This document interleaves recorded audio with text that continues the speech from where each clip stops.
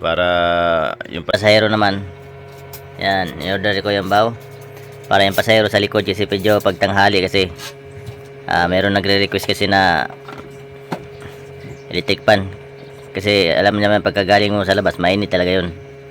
So, pag naka steady ka na naman sa loob malamig na, kaya bigyan natin kasi meron nagre-request.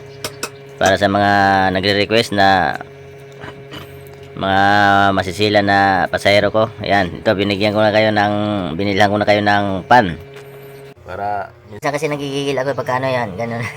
Pagka minsan naman pagka walang ano yung ulo pagka yung walang pasahero, ito yung pinapagkakamot ko, pwede na to pangkamot para hindi halata ba.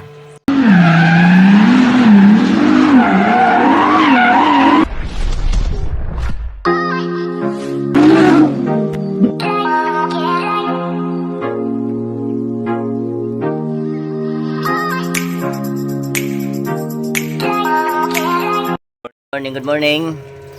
What's up mga kaibigan, mga kakuya, umbaw dyan. Vlog for today's mayroon tayong papakita na binili ni Kuya Mbaw. Hulaan nyo kung ano.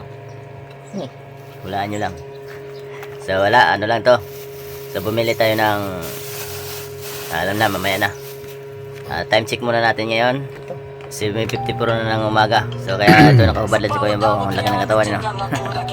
Ay kakain na natin Kuya Mbaw kasi bibiyahin naman tayo. January 9 na naman, 2025 na naman. So panibagong araw, panibagong vlog naman Kuya Mbaw. Alright, yan, ito lang yung update natin ngayon sa araw na to. So nag-order si Kuya Mbaw ng lagay natin sa caravan para yung pasahero naman. Yan, in-order ko yung baw para yung pasahero sa likod kasi medyo pagtanghali kasi meron nagre-request kasi na electric fan kasi alam naman pagkagaling mo sa labas mainit talaga yun. So, pag naka steady ka na naman sa loob malamig na, kaya bigyan natin kasi meron nagre-request. Para sa mga nagre-request na mga masisila na pasahero ko, ayan, ito binigyan ko na kayo ng binilhan ko na kayo ng pan para kung sakali masakay kayo ulit, ayan, hindi na kayo magreklamo na mainit kasi alam niyo naman pagka bagong pasok niyo talaga mainit. So intindihin niyo lang kasi hindi kayo nasa mall kasi pagpasok niyo sa mall talagang malamig agad.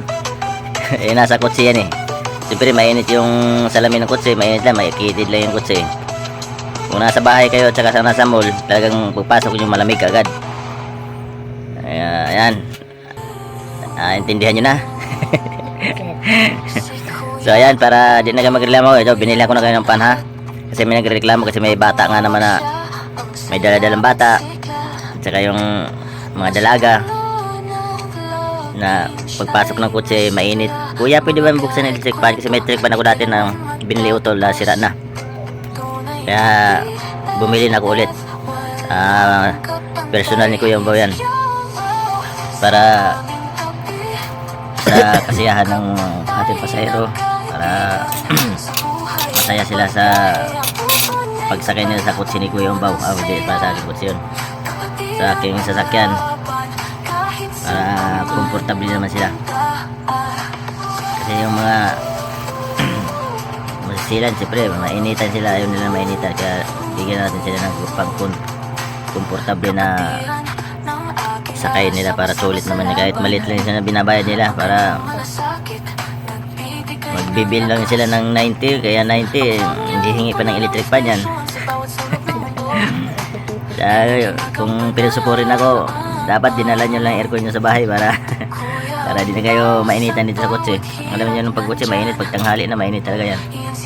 Pag sa gabi naman malamig talaga, mga alas 5, alas 4, alas 5. Number 2 na nga lang yung minsan number 1 lang pag hindi nagreklamo number 1 ko lang, pag nagreklamo number 2 ko. Pero kung nakikita ko sa pasero ko na nakasibangot, number 3 ko yan. Alright, tapos yan, bumili pa si Kuya Mbaw ng dagdag natin sticker. Saka meron tayo pangkamot sa likod.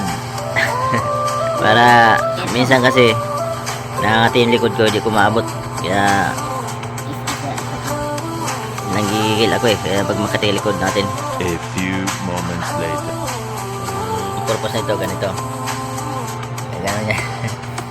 Yan o. Para minsan kasi nanggigigil ako pagka ano yan. Ganun.